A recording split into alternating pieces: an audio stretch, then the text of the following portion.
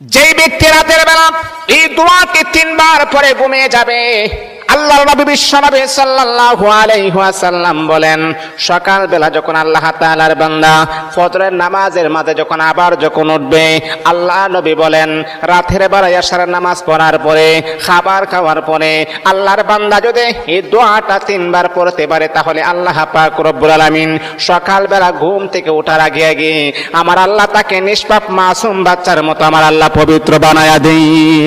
দোয়াটা সবাই আমরা জানি, আমরা সবাই কিন্তু দোয়াটা জানি, কিন্তু আমরা আমল করি না। দোয়াটা হলো আস্তাগফিরুল্লাহাল্লাযী লা ইলাহা ইল্লা হুয়াল হাইয়ুল কাইয়্যুম ওয়া আতুবু ইলাইহি লা হাওলা ওয়ালা কুওয়াতা ইল্লা বিল্লাহিল আলিয়্যিল আযীম।